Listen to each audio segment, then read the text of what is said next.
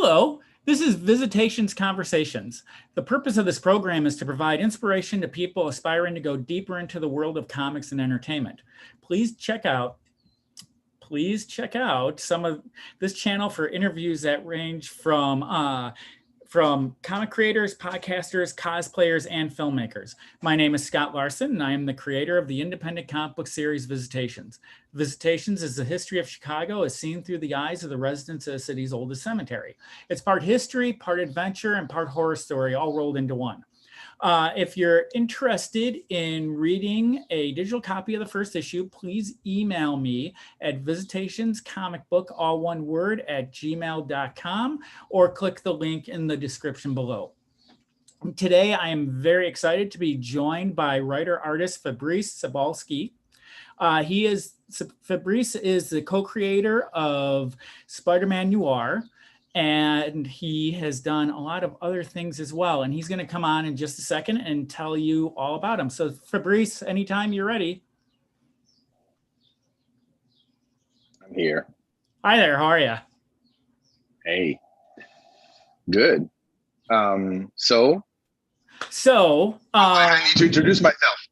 Yes, please do. Well, actually, you know what? I'm sure that introduction was pretty low key. So yes, tell us some of the things that you've worked on. And I've got some questions for you. I was called often the Swiss Army knife of comic because I do a lot of different things. I write, I draw, I edit, I letter, I publish. I have my own publishing company, FairSquare Comics, and I've pretty much done everything that you can do in this business over the past 25 years on both continents, because I come from France. I originally come from France, and I've been in the US for 7 years. So I have this international profile, and no one can really put me in the box. Which for me is like I wear that as a badge of honor, but some people are very disturbed by that because you're like, oh, this guy, what is it all about him? You know, he can do all these things, and we don't really know who we're talking to. So, well, I'm a multi-layered personality. I'm an immigrant. I'm a minority. I'm a creator. I'm all that. So, how did you get interested in comics?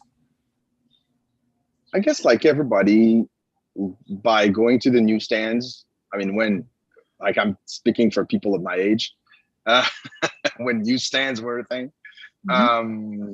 So yeah, it was like going to the newsstands and picking up the comics. And back when I was a kid in France, comics were not sold as single issues, just like in the US.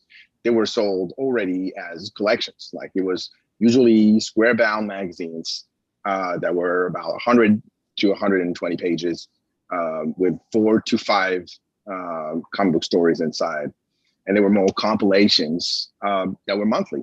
So in each issue of the magazines that I was buying, you could find Spider-Man and Daredevil and Ron and then the Avengers. And I mean, it was just like going on and on. There were multiple magazines, mostly Marvel. I've been mostly exposed to Marvel Comics, even though I picked a few DCs here and there because DC had a very weird history in France, being translated and then translated again. And so it was not easy to follow, and Marvel was easier to follow over the years. And then when I was like 14 or 15 and I started having a level in comprehension of English that was decent, I started buying single issues in English, and the rest is history. So yeah.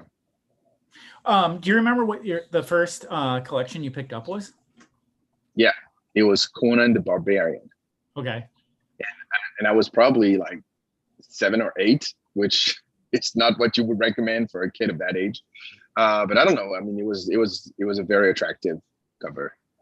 And I'm freezing. My video is freezing. Can you hear me? I can hear you just fine. Yeah. And luckily your face isn't like really weird either. So yeah, it's just weird. Sometimes the camera is failing me. So Right. wait, let me unplug and replug. Okay, yeah, that's the modern age that we're in. I guess so. So I mean, anyhow, yes, I'm back. There you So yeah, it was Conan, and I absolutely treasure that. But in the same package, I mean, I discovered we had pocket editions which were black and whites, and I read The Flash and Green Lantern and Hawkman. I remember from that era. But then quickly, my favorites became like Spider-Man and X-Men and Rom Space Knight. I loved Rom Space Knight because it was like so romantic. It was just like there was a lot of emotion, even though he was a cyborg. I really love that. So yeah. So when you started working, I mean, so you started out by reading comics like all of us did. Did you go to and you were in Paris? Did you live in Paris for most of your life up to young adulthood, or did you come to the States earlier on? No, I actually I was living in the suburbs with my parents up until I was 11 when I lost my dad, and we moved to the city at that point with my mom. And I pretty much stayed in Paris until I left for the United States, and when I was almost 45. So it's just Paris has been my home for longer than any other town. And then it was New York and now LA. So it's just another transition. But yeah, I mean, Paris is really the town where I spent the most years of my life. I mean, it's very strange because I've never been attracted to French comics. It's not something that I enjoy. I don't enjoy the big hardcover comic albums.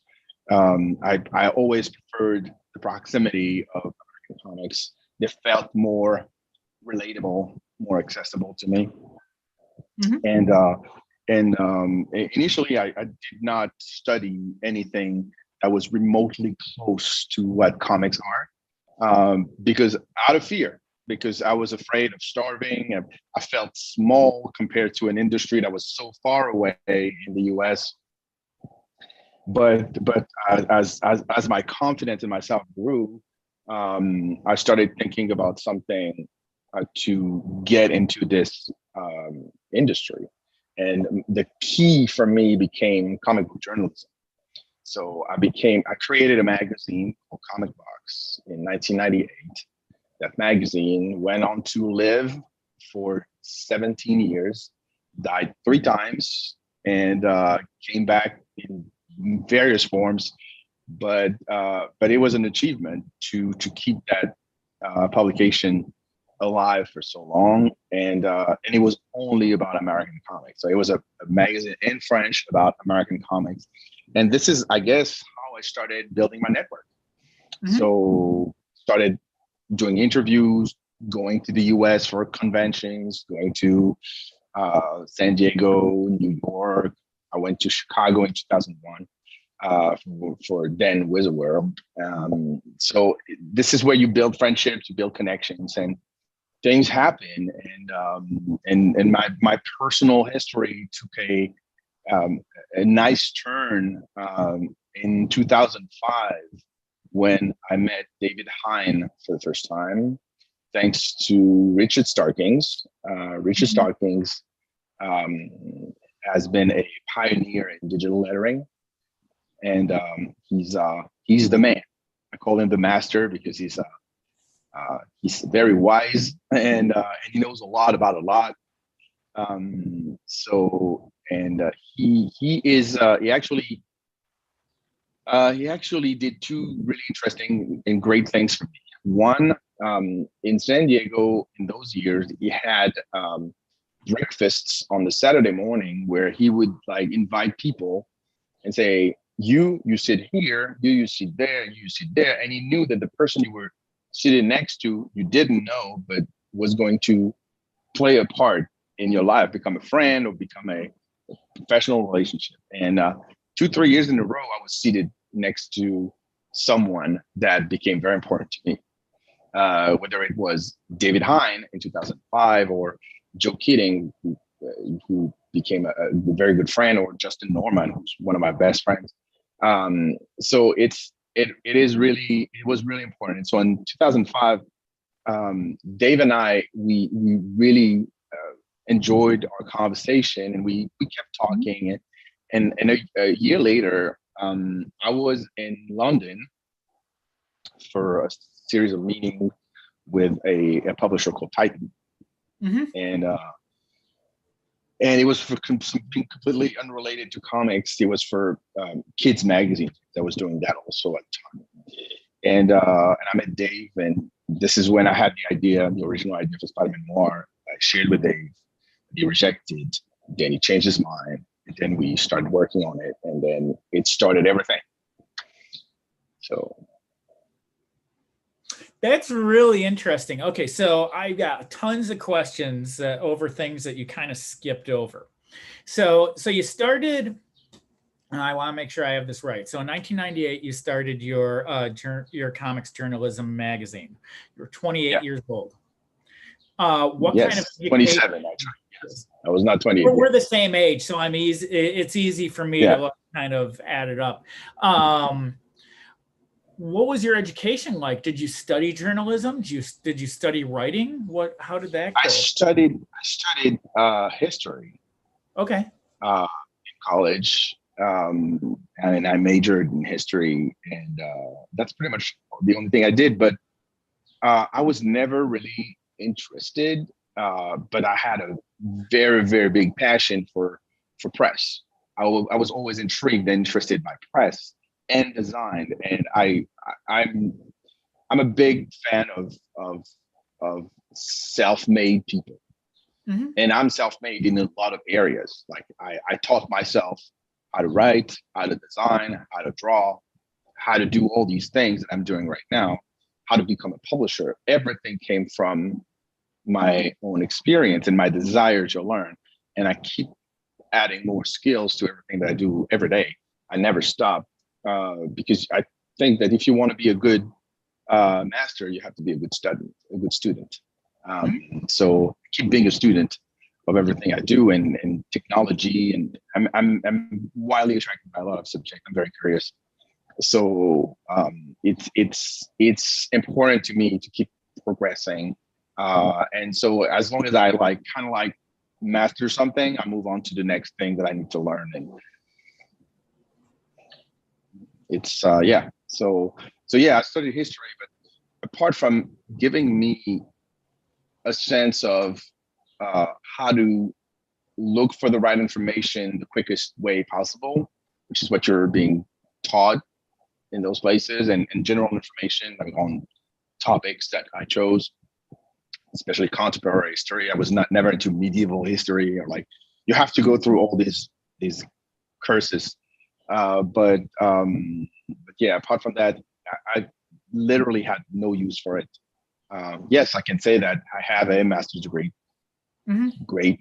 But apart from pleasing my mom, that's the only thing that, it's not something that has an application in my everyday life.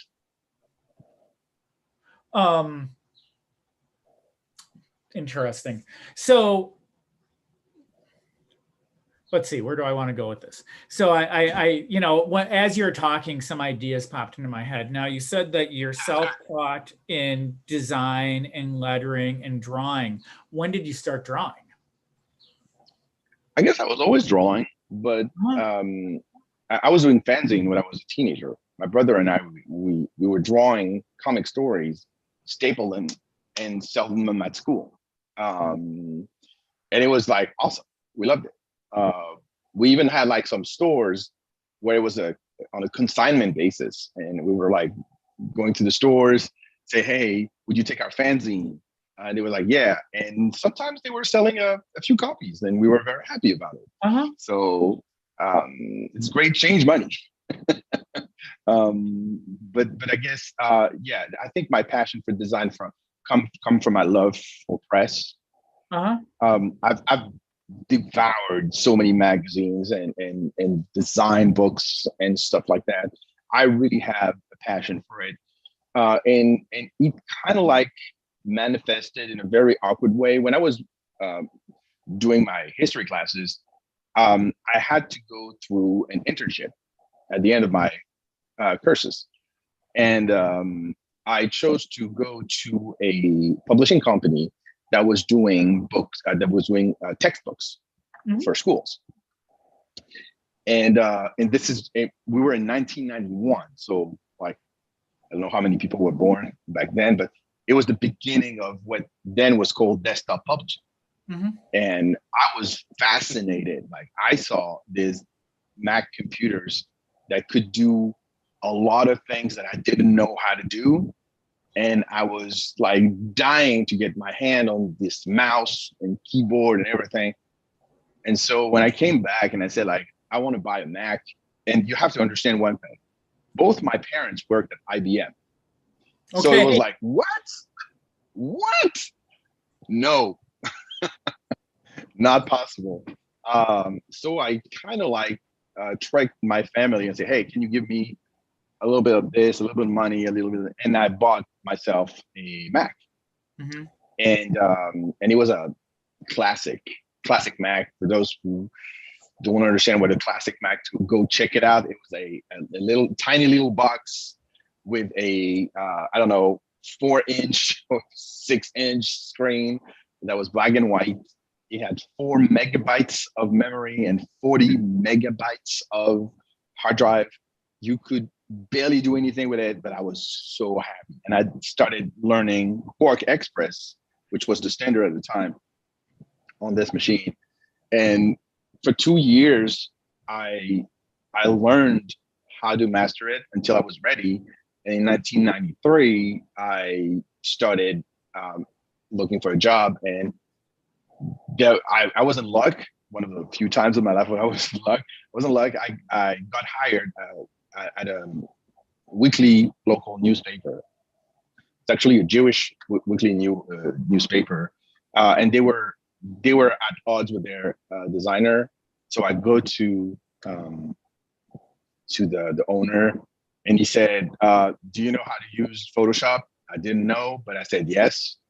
Do you know how to use Quark? I said yes, that I knew. Okay, you start Monday. And then I come on the Monday, and the other designer comes too, because the owner didn't tell him that he was fired. So there was like a very awkward moment. There was an awkward moment at that time where I didn't know, but the other guy finally left, and I was left with, okay, you have a 48 pages weekly magazine to design all alone. You don't know anything about anything, but you are going to learn the hard way. And this is how I learned. Unfortunately, this experience didn't last long. After 6 months, the company ran out of money and I was fired. I was laid off. That's how you put it. And they left me like literally with nothing, because I was unpaid the last 2 months. It was terrible. And then after that, it took me a couple of years to find another job. So I did a lot of nonprofit. I kept going with my studies at the same time. So it was not a really easy era for me. And then I went into a publicity and communications firm that was working for more institutional banks and administrations doing designs. And this is where I learned to do websites and doing all kind of design things that I didn't do before. So it was a great opportunity because I could feed my family, and I was a young father at the time. And so it was important, but let's say that it was far from my passion for comics. And then after 3 years working at that, this is where I said, okay, that's enough. I need to do something that I really like. And I created comic books. That's really, really, really interesting stuff. So I want to go back. So you said that you and your brother were creating your own comic books. Yeah. and They that were. you're drawing them and writing them, and Actually, I was more. I was writing the scripts and I was inking, and my okay, brother was drawing. all Because right, it was from the get go. He had a better understanding of layouts, hmm and he still is. He's a movie director and he does his own storyboards himself. hmm So it's still something that he does, even though he's not drawing professionally, but he still does his storyboards and he still likes to do that. So he went on this path being a director, a movie director, and a TV director. He also does a lot of commercials. hmm But for me, it was the journey was just beginning, and and the thing is that had no confidence, and my mother was like telling me, "No, you're not gonna be a comic book artist. You're gonna starve. It's not gonna pay off. You should have something a little more stable." And when you know something about French people are all about like you always choose stability over risk. This is not a country where taking risk is really appreciated by society. And even being an entrepreneur, and I've been an entrepreneur there for 16 years. After that, it was difficult. It was a suffering every day. Uh, until like, and I mean, I had different companies. The first one went belly up after 3 years. The second one after 9, so I lasted way longer. Um, but it's just at one point, and that's one of the reasons why I left. I left because like, how long can you turn the other cheek without saying anything? hmm And the system in France it's very hard, especially in creative industries. It's very hard to succeed just with talent and hard work, which is something that is easier to do in the US because the country is bigger, there are more opportunities, and the mentality is okay, you're an entrepreneur, you have an idea, you really want it, you can do it. In France, the system will crush you, and there's very very little way if you were not born out with money or like if you didn't have a special access to it, there's no way you could make it. And my family had very little, and so we didn't have the resources to fund my ventures. So I did as much as I could. I made mistake. That's sure. Everybody does when you're in this position, and learning how to be a good leader, a good entrepreneur, and a good everything, because that's what people expect an entrepreneur to be, good at everything, which is stupid when you think about it for a second. But yeah, when you're 28 or 29 or even 30, and you're not prepared for this, even though you think you are, it's complicated. So yeah, it's more when I decided to move to the United States, it was more about okay, what really is the thing that I want to do. I want to be more serious about being a comic book creator. I want to work closer to my market, and I'm tired of being sidelined because even though I had done 2 miniseries of Spider-Man back when I took my decision in 2013, I had 2 Spider-Man series. I had 2 French albums. I had a creator on that was going to be published at Image, but I was far and I could feel that it was a problem. When you're far from your market, it's hard to have people getting interested in you. Even here, it's already hard to get people interested in your stuff. So imagine when you're like 5,000, 6,000 miles away, it's harder. So it was one of the reasons why I decided to move here. All right, so I've got a couple more questions, but I wanna ask you a question about your mom, if that's all right. But there's a reason why I'm asking this question. And I'll tell you why if you're interested. What year was your mom born? 1949. Okay, so she was born after the war. Correct. Did and so real quick background. My dad was born in 1924, and he fought in the war. He was actually in your neck of the woods for part of it. But You were talking about the way she was approaching things. My dad approached things in a very similar manner, but I wonder how much her upbringing and the stuff that happened even right before she was born affected her outlook. We're all affected by different things, and when you were describing her, You have to understand. You have to understand that I come from two families on my mother's side and my dad's side sure, who were immigrants. hmm So they were already immigrants. Like my mother was born in Algeria. Um, it was France at the time. It was a French region. But then the independence war started changing everything. And my grandparents moved to Paris in 1949 when she was 2 months old. So she was born in Algeria, but she never lived there. She was like she was born like on the way because she decided to move to metropolitan France and to Paris in particular to have more opportunities. And they thought that they could come back to Algeria because it was where they were born, and they could never come back because independence broke, and all of a sudden, people who were French were not welcomed anymore. So, and on my dad's side, my dad was born in 1947. He was born in Paris, but and his parents were born in Paris too. But his grandparents were coming from what is now Ukraine and Romania.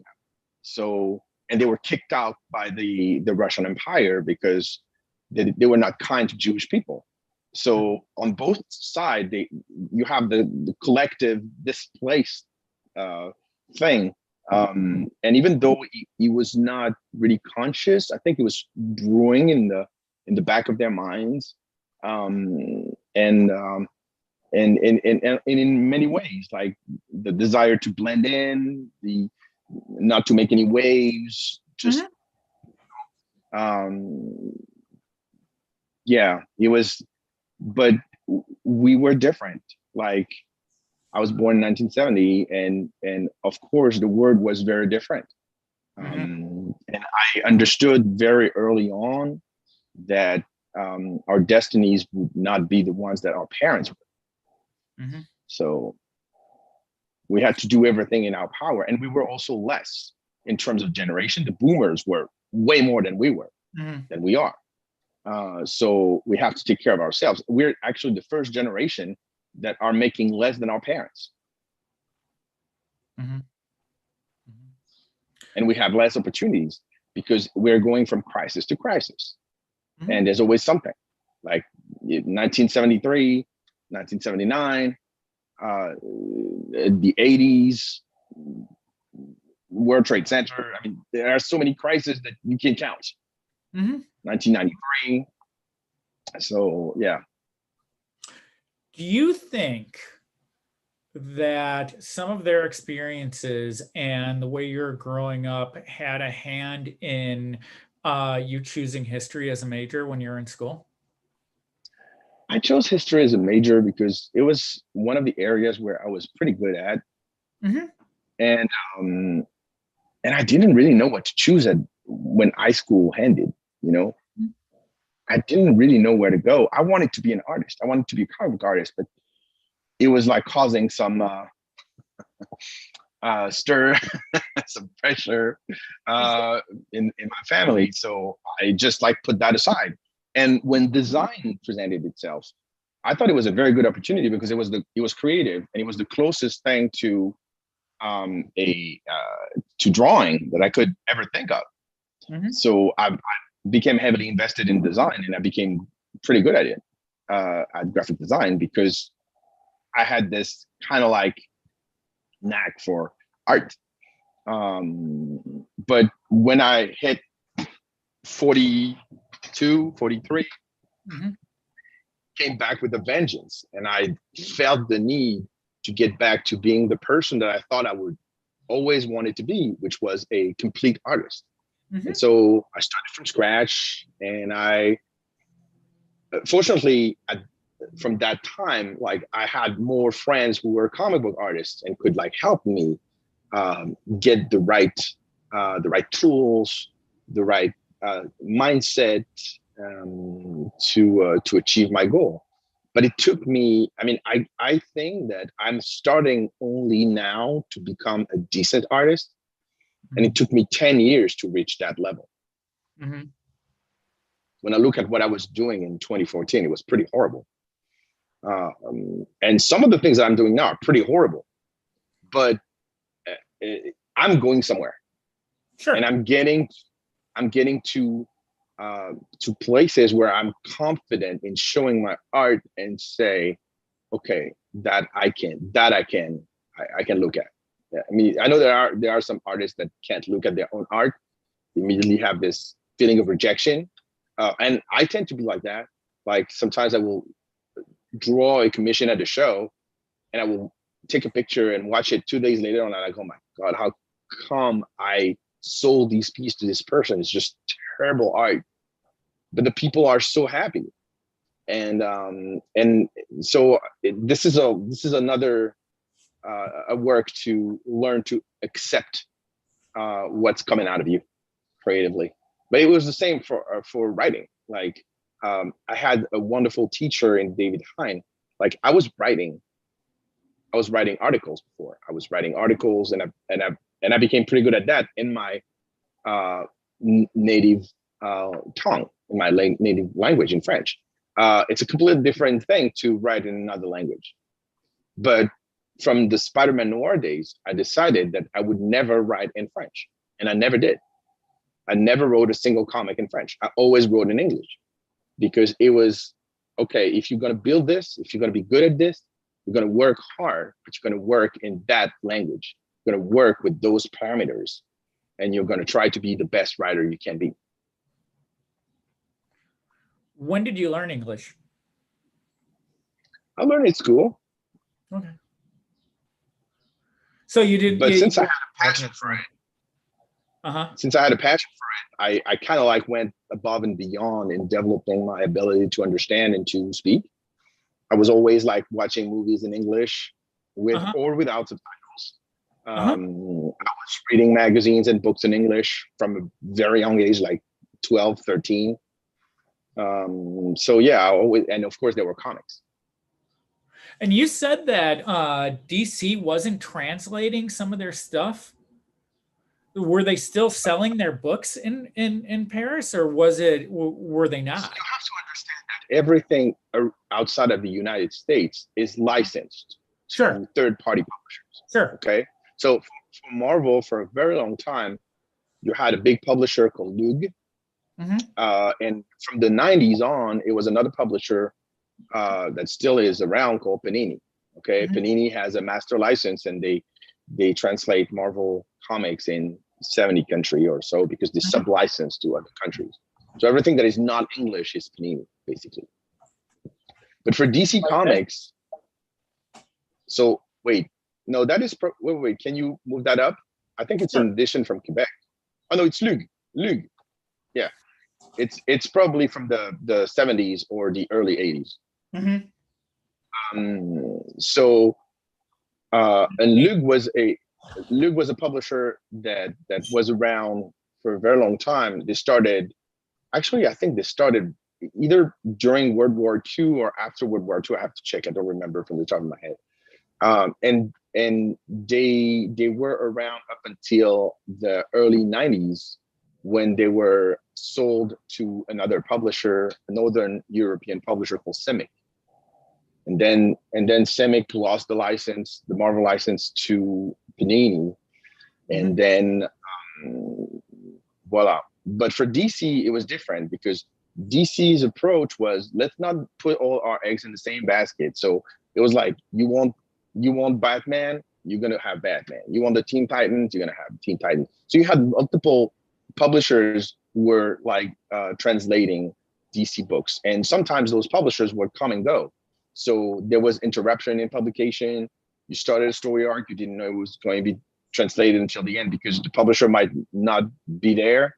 They probably would go bankrupt or something. So it's a much it's a very different history for DC books in France, and not as easy to understand or linear as it is for Marvel. So you got started with a lot of the stuff a lot later than other people. And yeah, I was a late bloomer. yeah, well, that's the way it goes sometimes. I don't think there's anything that really confines anybody, but do you think it was tougher for you because it was a little bit later, or do you think it didn't matter at all? I have a friend that is a little younger than me. His name is Uh-huh. Antoine. And once he said to me, it was my comic box day, he said to me, if you don't publish anything by 25, you're never going to do it. And when Spider-Man Noir #1 was published, I was 38. Mm-hmm. And he looked at me and he smiled and he said, okay, good job. It's never too late. Remember that Stanley was joking that he started acting at 80 or something like that, or 83. So it's never too late. And yes, it's a little different because now I'm 52 and I think I'm like getting into my prime because I'm producing more.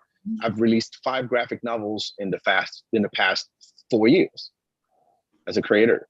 And I have like 3 more that are in development, follow-ups to the previous ones. So I'm really building now the career that I would have built in my 30s. Mm-hmm. And if I can take Mark Millar as an example, Mark started way younger, and so he started to build his own little empire. He was not even 40 when he started his adventure at Miller World and Kick-Ass and all the things that led him to be absorbed by Netflix a few years ago. So not that I want to follow the same path, but I don't think there's time. I mean, there's a moment. I mean, each person is different. I mean, Mm-hmm. George Clooney starting having success in movies or in television at 35. So the fact that I started really becoming myself as a creator at 38 is also my own. It's my own pace. Like you have to have a combination of factor. Yes, you need a little bit of luck, a lot of work, but also you have to be ready. You have to have your own confidence built. And yes, I was a shy kid. I was doubting of everything that I was doing, and I was always having the impression of going against the grain, which I still have, because more than once I'm going against the grain even today. But now it doesn't matter. I just decided to do things my way. And when people join or people see what I do, I'm happy. Now, you have to keep in mind that I decided to climb multiple mountains at the same time.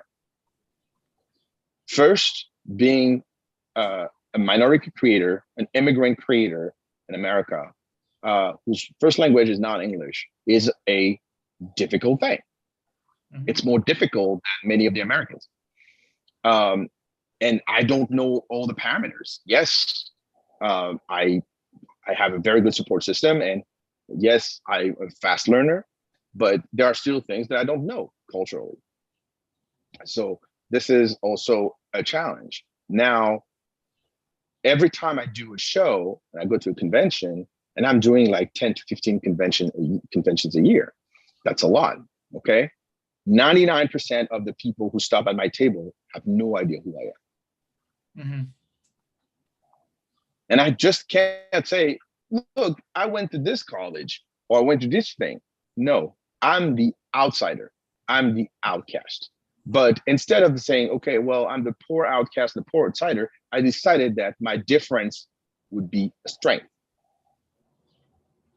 Mm-hmm. And it's a question of state of mind. I wanted more than everybody else.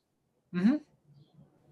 Mm-hmm. And I'm not going to give up. And someone was actually telling me, I think it was Dan Whitline, was telling me when I was doing an interview with him a few months ago, I think he said something like, you won't let anyone decide for you if you are at your place in the comic book industry. And I said, yes. No one but myself can decide if I stay or not in the comic book industry. Mm-hmm. Mm-hmm. And I think every day I'm conquering my space as a creator. Yes, it's harder. Like, I'm not the first name that people call to be on a panel.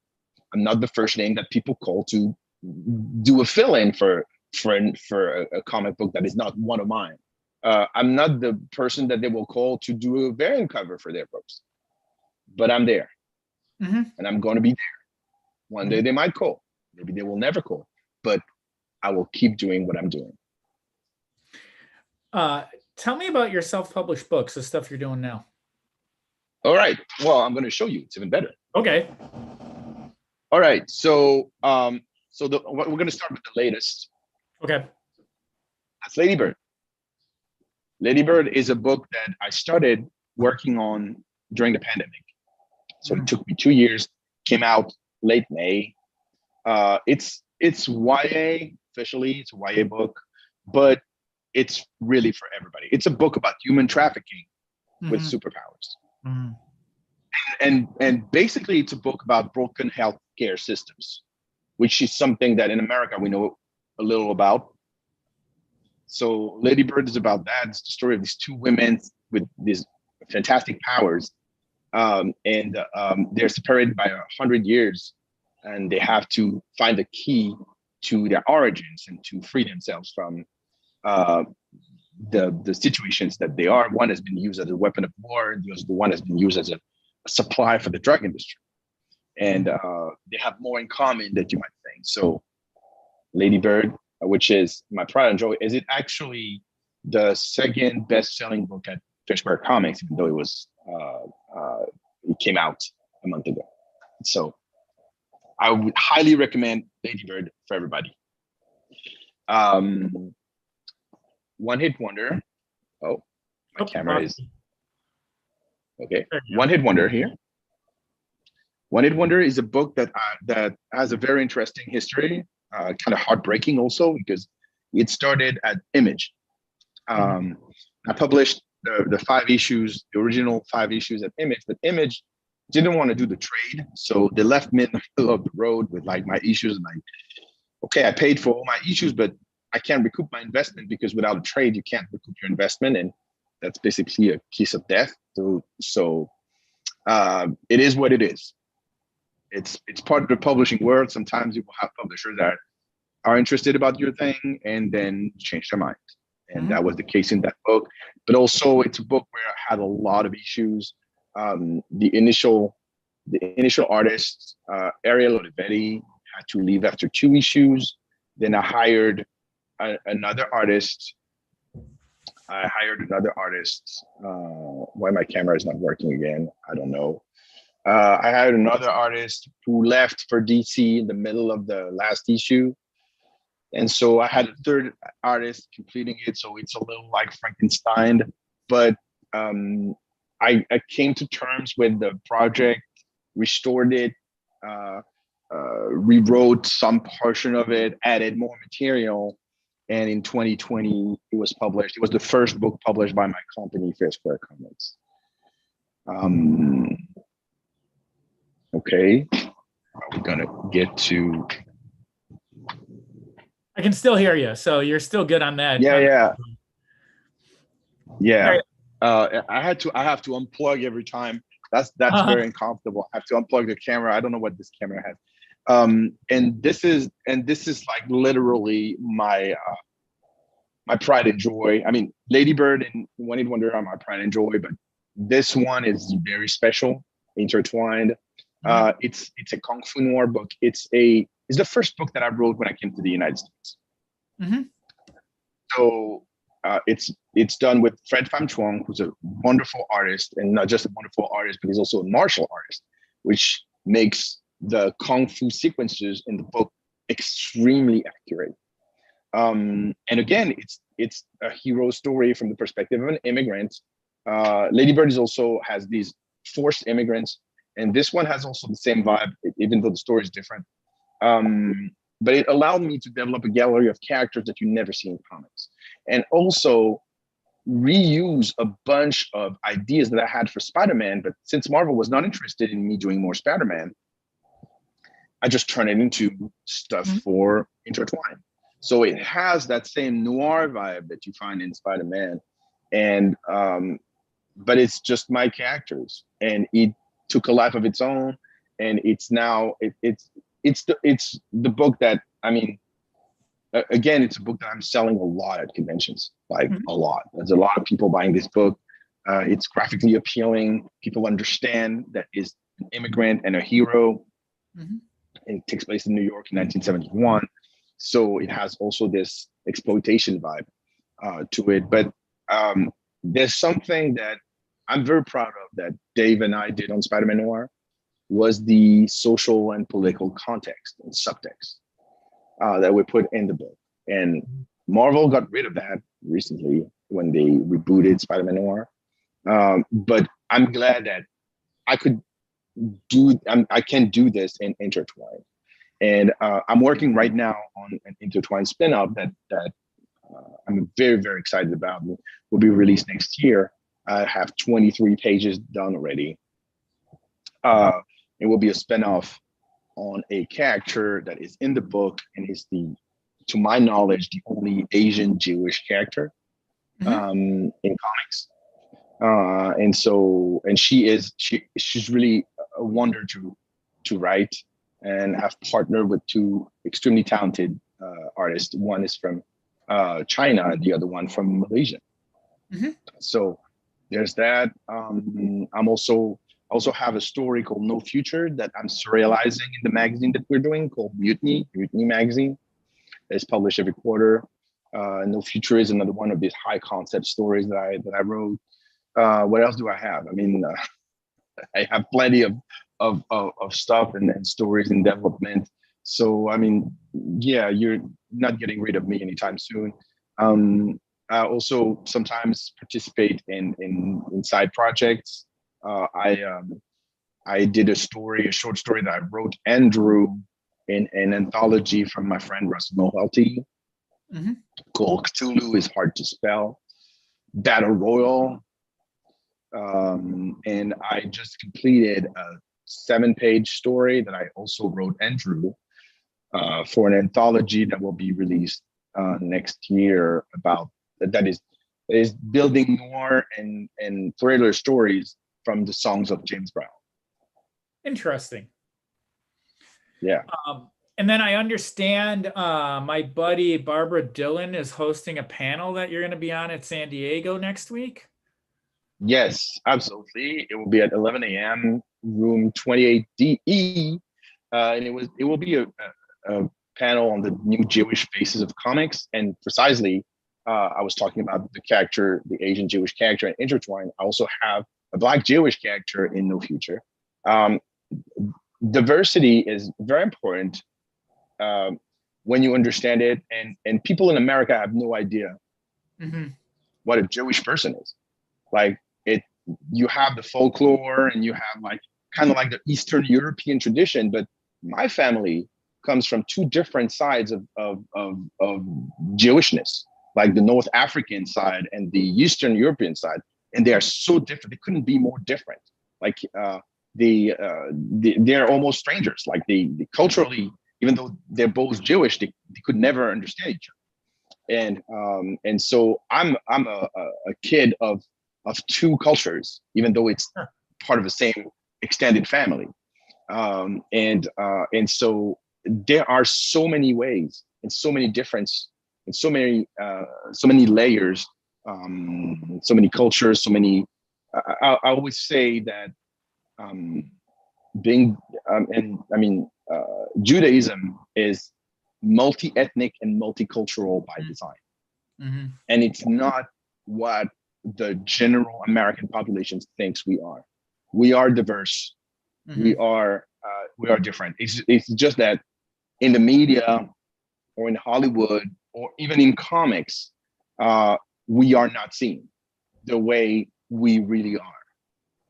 And I think it's time to change that. And FairSquare Comics, the company that I run with my partner and my son, is all about that. It's all about giving exposure to any underrepresented categories of creators minority, immigrants, disabled, LGBTQ plus, and also Jewish, because we are an ethnicity.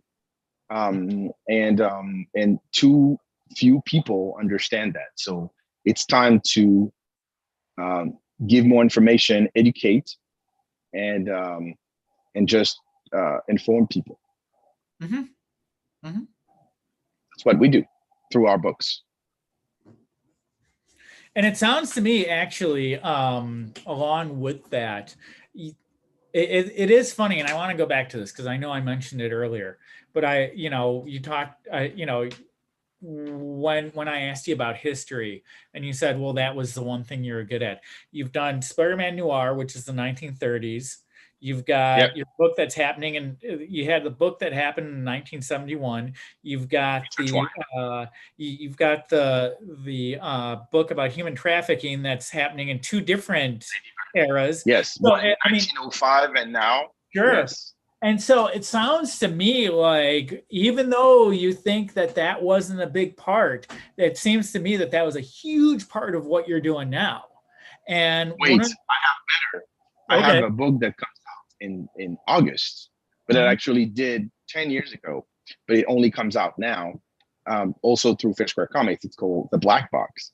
And it's a book that I did with the late Tom Lyle. And for people who are seeing that and are either a comic book fan going to the direct market or are retailers, the FOC for that title, Classified Black Box, is on July 25th, 2 days before my birthday. Don't miss it.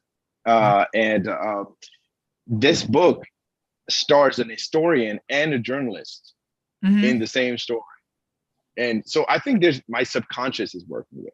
Like, sure it is. Yes, you're right. There's something kind of like tied to history, to everything. There's a couple of other projects that I haven't mentioned. I mean, No Future is a concept where time erases itself. And so the people that survive are outcasts from time. And I have another project that I could never finish with Layla Lays called Harem, which takes place also in the Ottoman Empire. So it's just, yeah, I guess it has an influence, but I would say that it's just that it didn't lead me to any teaching or librarian jobs. That's what I meant. I'm sorry that didn't happen for you, but it sounds to me like you did all right. That's fine. That's fine. I mean, that's the thing, and I think that the stories that you've told here, and one of the things that I find incredibly interesting about you, not only as a creator but as a person, is all of this really rich background that led you to a certain place. And even though it might not have seemed like it, you never abandoned comics.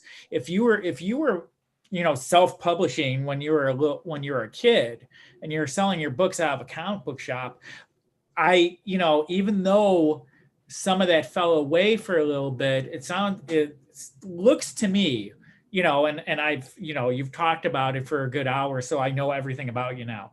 But you don't know everything about me. I know that was a joke. That was a joke. Yeah. But it seems to me that all of this stuff that you're talking about really has pointed you in a direction. And so none of that time was really anything on pause. You're still going, you just didn't know it. Yeah. I never stopped creating, even though I was like, look, I was a senior editor for Humanoids for 2.5 years, close to 2.5 years. When I was there, I was not creating. I mean, I was not publishing, but I was still creating. And I was working for them. So my workforce was like 100% dedicated to what I was doing for them as an editor. But I was still like, ideas were still brewing in my mind, and ideas are constantly brewing in my mind. I don't sleep much. So every night I have my phone and I'm taking notes on stuff, even though it's like a sentence or an idea or just a scene. So there's always something going on. And the most frustrating thing, and I'm sure you yourself as a creator experienced that too, is you don't have enough hours in the day or in the week or in the month to just create and execute all the ideas that you have in your head. And this is the frustration. Like, I understand musicians. I'm a huge Prince fan, and Prince was producing a song a day, if not two, like fully done, like from composition to recording to mixing, one song a day, minimum, for all his life. But when you think about it, that's why he had like 10,000, 20,000 songs. We don't even know. But he could do that because of the short scope of a song. But a comic book story requires more time, Sure, more thinking, more manpower, more resources financially, and you need to have those. And one of the reasons why it was so important for me to learn to draw, apart from being able to go at conventions and stop making $3 and finally breaking even with my tables and my trips, because I love being at conventions. The other thing was, you need to understand how artists are working so that you can be a better writer. And I think I've been a better writer since I started drawing. More precise in my direction. Do you find, though, because everybody is different, and I know that the way I draw is different from the way somebody else draws. There is a method and there are rules that you follow, but people approach the stuff differently. And if you're doing it, part of the reason why you're doing it is to learn what somebody else is doing. Do you think that translates as well? It's funny you say that, because it also comes down to style. People will tell you, oh, you have this kind of style, you're drawing like this. And when I look at my art, I don't think I have a style. And I have friends who say like, no, you have a style. You just don't think about it that way, but you do have a style. I can't see it, because like when I'm drawing a ladybird, I'm not drawing the same way as when I'm drawing a sexy woman or a Spider-Man Noir. It's two different things. For me, the style is closer to the mood. I am not at this level where I could be Frank Miller, draw everything the same way, and you know that it's Frank Miller. Or Mike Mignola, you will draw everything the same way, and you know that it's a Mike Mignola. People cannot look at a Fabrice Sapolsky and say, hey, this is a Fabrice Sapolsky, if they don't see my name on the drawing. It's because I haven't reached that level yet. Maybe I will never. But people say I have a style. I don't think, for me, a drawing, a piece is a matter of emotion. Comics are the same. It's all about emotion. So how much emotion can you convey? How much story can you convey in a drawing? How much story can you convey? How much emotion can you convey in a comic? And that's why my mood changes constantly, because I feel the characters that I draw. And the style is different. Well, the thing that I've kind of come to learn about style, and I think that's it's a really interesting observation that you're making. But one of the things that I've learned, and I've learned it just by seeing my stuff even over the course of the past couple of years, is that style isn't necessarily, Frank Miller doesn't draw the way he does because he was looking for a style. John Romita Jr. is like one of my favorite artists, but I think, but he's the same way. And I think style, it becomes something because you've got to draw a certain way in order to get things done. And so it's not necessarily shortcuts, but it's your hand just being used to doing something a certain way.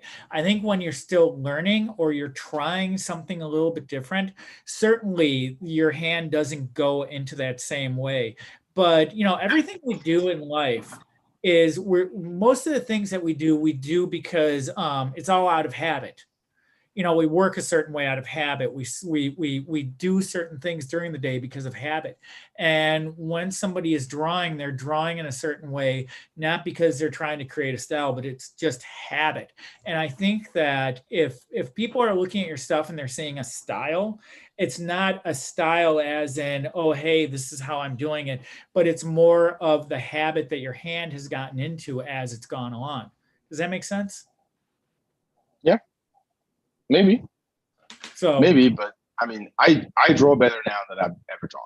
sure you But have. it's still, but I still, I'm still perfecting it. I'm still working every day. Sure. The Cintiq, I mean, one of the things that I did when I got laid off from Humanoids is like with part of the money, I bought myself a refurbished Cintiq 24, Mm-hmm. and I've been drawing for the past 2.5 years on that Cintiq when I'm not drawing. I mean, at conventions where it's of course on paper, but I've been drawing on that Cintiq, and I've been building my muscle memory. I've been building my craft by drawing more constantly, and by trying stuff. A lot of artists who are starting, and I consider myself a young artist in a way, is they're afraid. They're afraid of missing. They're afraid of the digital tool allows us to overcome that because you can't erase, you can't change, and you can modify, and you can do 12 times a hand without anyone knowing. But you will be satisfied in the end by the hand that you drew. And and I'd rather for the same thing. I mean, I'm not tracing, but I use references on the side. Like I put my phone on the right, and I'm drawing on the left. A lot of creators do that, and there's nothing wrong with that. With taking inspiration. I'm not to the point where I can, like, from the top of my head, draw a full scene, a full composition that will materialize in my head. I think it's too crowded in there. There's too much information. So it's just difficult. On top of doing everything else, because the life of a publisher, my friend, is not easy. Sure. You know, one of the things that I learned when I started working in advertising, and I was in a studio full of illustrators who had been doing it. This was the late 90s is when I started. They'd been working since, some of them since the 60s and the 70s. There's almost no such thing as just drawing straight out of your head. Because if something is going to be real, there's got to be some kind of point of reference. And that was one of the things that I learned, because I had thought that, you know, all of these people just had these great ideas that came down and that just flowed out of them. And I think in some ways that's true, and certainly with like layouts and storytelling. But I think that when it comes to execution, you got to have reference, you know. And it's not necessarily about doing overlays or anything like that. It's about understanding the way things go. And sometimes you get lucky, you understand how the human body moves and how it works. But, and especially, you know, I saw was it the San Francisco Bridge or the Golden Gate Bridge on the cover of your book? Yeah, you're not going to draw that out of your head. You know, you're Oh not going to yeah, draw I it out mean, of your head. It's not going to happen. that came actually. No, that came from an artist, like, and she used a 3D model. I know that because, of course, why wouldn't she? Right. So, so where can people find you? Everywhere.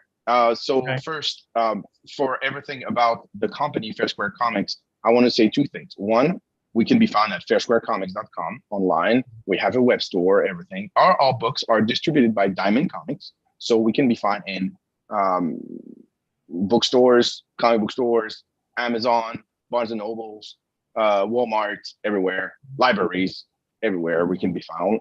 We can be found. We have our own section in previews every month, so that's also good. And we have a lot of terrific things coming up by the end of this year, because we're publishing about a book a month starting in August.